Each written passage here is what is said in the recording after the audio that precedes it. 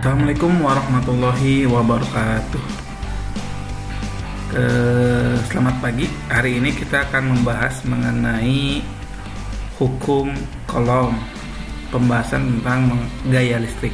Ya, sebelum ke gaya listrik, kita akan membahas mengenai muatan listrik terlebih dahulu.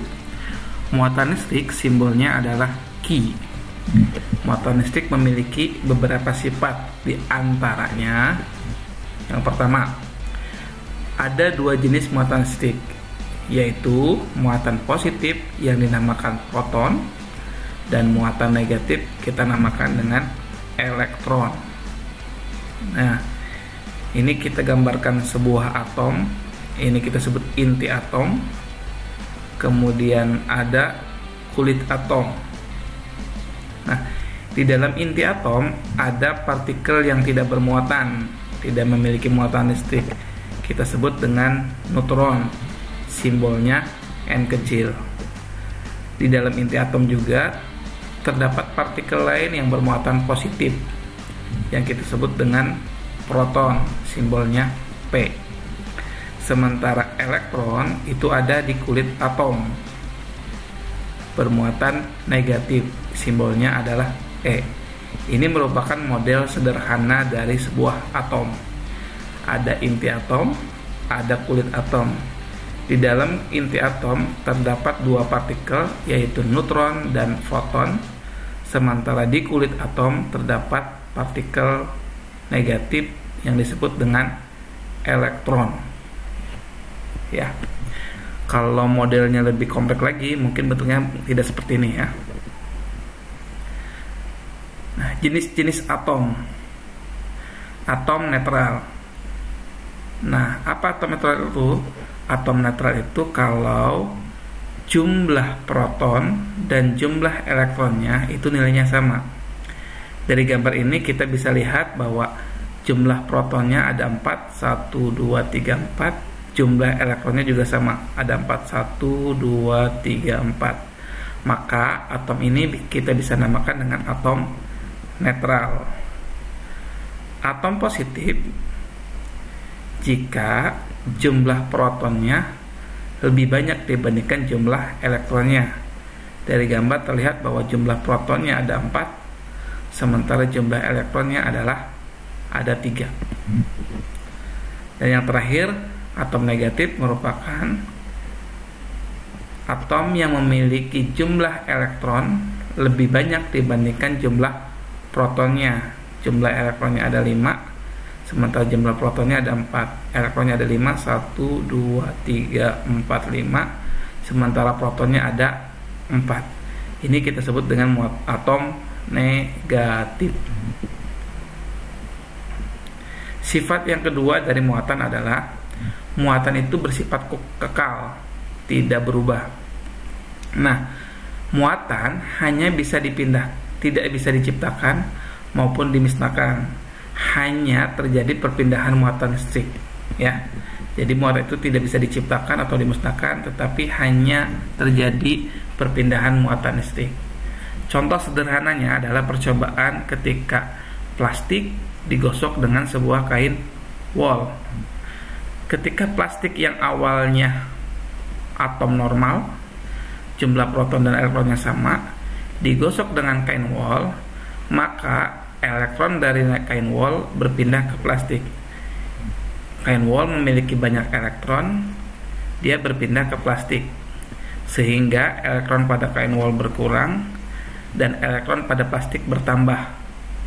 Maka plastik akan bermuatan negatif. Kenapa? Karena dia kelebihan elektron. Di sisi lain ada percobaan lain, yaitu kaca dan digosok dengan sebuah kain sutra. Nah, kaca juga sama. Awalnya bermuatan netral, ketika sudah digosok dengan kain sutra, maka terjadi perpindahan muatan. Terjadi perpindahan muatan dari kaca menuju kain sutra, sehingga elektron dari kaca itu berkurang karena berpindah ke kain sutra. Elektron dari kaca berpindah ke kain sutra, sehingga kaca kekurangan elektron. Karena kaca kekurangan elektron, maka kaca bermuatan positif. Nah, dengan catatan bahwa dari kedua percobaan ini, baik plastik digosok dengan kain wol atau kaca digosok dengan kain sutra, yang berpindah adalah elektron, ya. Mengapa elektron yang berpindah? Silakan dicari referensinya, ya. Oke, ini sifat yang kedua, bahwa muatan itu kekal, hanya terjadi perpindahan muatan. Nah, plastik jadi bermuatan negatif setelah digosok dengan kain wol, kaca jadi bermuatan positif setelah digosok dengan kain sutra. Sifat yang ketiga, interaksi. Kalau muatan sejenis, artinya positif dengan positif atau negatif dengan negatif, maka akan tolak menolak. Sementara interaksi muatan berlawanan jenis, positif dengan negatif, negatif dengan positif, itu akan saling tarik menarik. Nah, tadi kita udah melakukan percobaan bahwa kaca ketika digosok dengan kain sutra akan bermuatan positif. Jika kaca didekatkan dengan kaca lagi, kaca dengan kaca lagi, keduanya bermuatan sejenis positif, maka akan tolak menolak. Yang ini akan tertolak ke sana, yang ini juga akan tertolak ke sini, saling menjauhi. Sementara kaca yang bermuatan positif, jika didekatkan dengan sebuah plastik yang bermuatan negatif, maka akan terjadi gaya tarik menarik, saling mendekat, ya. Itu sifat yang ketiga. Dan sifat yang terakhir yaitu muatan itu terkuantisasi. Nah, kuantisasi itu asal muasal nanti kuantum, gitu ya. Apa terkuantisasi? Artinya muatan partikel itu merupakan kelipatan dari muatan terkecil. Siapa muatan terkecilnya? Yaitu elektron, ya. Jadi Q, kita sebut muatan, itu kelipatan bilangan bulat dari elektron. Q itu muatan listrik, N itu bilangan bulat. Bilangan bulat itu 1, 2, 3, 5, 10 dan seterusnya. Pokoknya angka-angka bulat, nggak ada komanya gitu ya. Kalau 1,2 itu bukan bilangan bulat ya. 1000 itu bilangan bulat, 1250 bilangan bulat ya. Sementara E-nya adalah 1,6 kali 10 pangkat min 19 kolom. Contoh, ini ada sebuah atom terdiri dari 6 elektron. Berapa muatan atom tersebut? Ya udah tinggal dihitung aja. Q sama dengan N dikali E.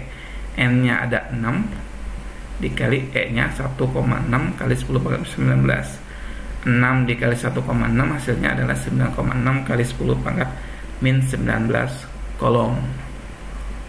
Ada latihan. Nah, tentukan banyak partikel yang dimiliki oleh muatan listrik sebesar. Jadi yang tanyakan banyak partikel. Partikel itu simbolnya N.